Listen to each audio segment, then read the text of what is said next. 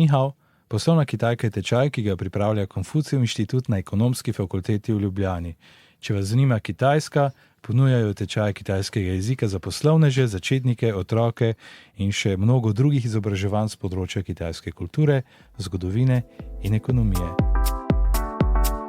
Ni hao, Ting Ting. 你好 Matej. 这是我的名片。谢谢 Jo že imam. Res, dal sem ti jo v prejšnji lekciji, to drži. Ampak, a veš, kako se da vizitka na kitajskem? Mislim, da vem, z obema rokama, ne? Ja, tak je kitajski bonton.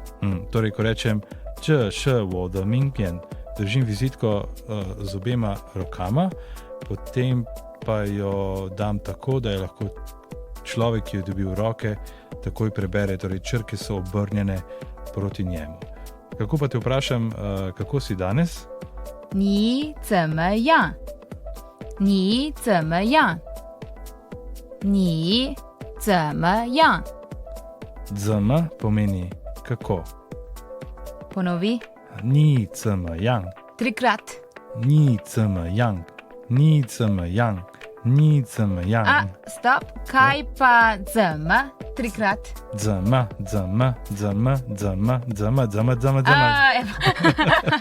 Že zelo dobro govorim kitajsko. Zelo dobro, zelo dobro. 你怎么样? 你怎么样?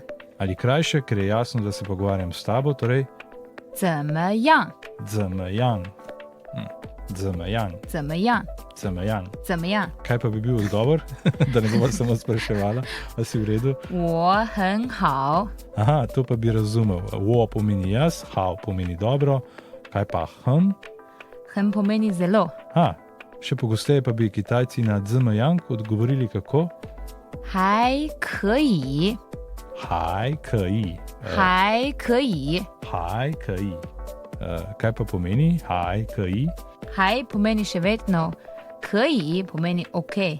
还可以. 还可以, torej še vedno ok. Ponoviva ta zelo kratek dialog, čeprav so si vzela kar nekaj časa.